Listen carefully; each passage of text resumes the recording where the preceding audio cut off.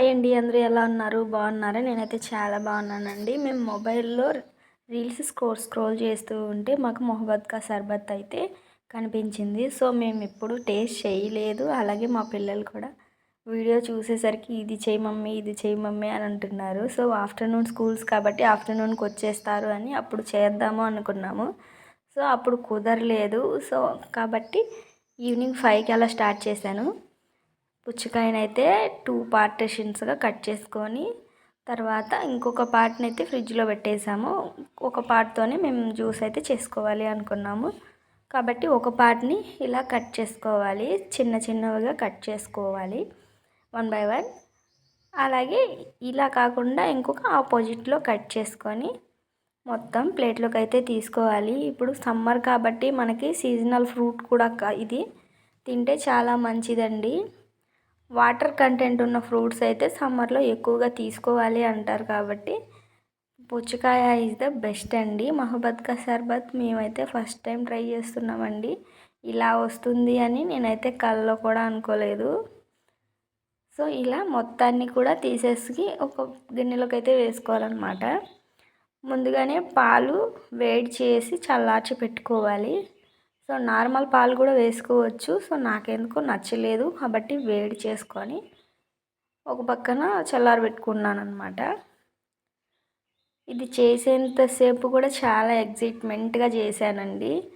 So ఇలా చిన్న చిన్న క్యూబ్స్ లెక్కన కట్ చేసుకున్న తర్వాత సో మొత్తం కూడా ఒక గిన్నెలో ఫస్ట్ ఆఫ్ ఆల్ పుచ్చకాయ పీసెస్ వేసుకోవాలి. సో ఇలా హాఫ్ గిన్నెకి అయితే వచ్చేయండి ఇవి. వాటి తర్వాత మిల్క్ యాడ్ చేస్తున్నాను. నేనైతే 1/2 లీటర్ మిల్క్ తీసుకున్నానండి. 1/2 లీటర్ మిల్క్, అలాగే సబ్జా గింజలు, మీకు దొరికితే చియా సీడ్స్ కూడా వేసుకోవచ్చు.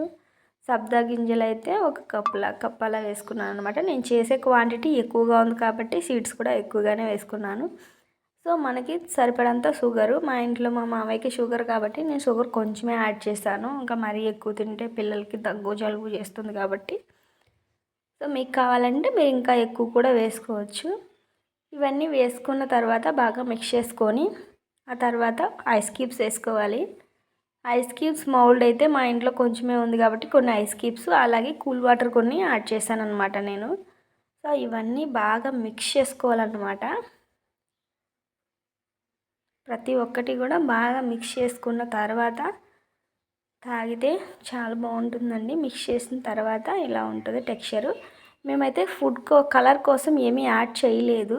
సో మీకు కావాలంటే రోజ్ సిరప్ అని దొరుకుతుంది, తెచ్చుకొని యాడ్ చేసుకుంటే అది కూడా చాలా బాగుంటుంది. సో మాకైతే అవైలబుల్ లేదు కాబట్టి నేను దాన్ని వేయలేదు. సో ఇలా గ్లాస్లో సర్వ్ చేసుకొని సో గార్లిక్స్ కోసం పుదీనా లీఫ్ అని పెట్టాను. సో ఫస్ట్ టైం అయితే మా అమ్మాయి టేస్ట్ చేస్తుంది. తన రెస్పాన్స్ అయితే ఎలా ఉందంటే తాగగానే మమ్మీ సూపర్గా ఉంది అని చెప్తుంది. సో ఆ తర్వాత మా వారు వచ్చారు, ఆయనకు కూడా ఇచ్చాను. First experience is the best experience అంటారు కదా. సో మా ఆయనకి లీవ్స్ అంటే అస్సలు నచ్చదండి, తీసి పక్కన పెట్టేసి తాగుతున్నారు.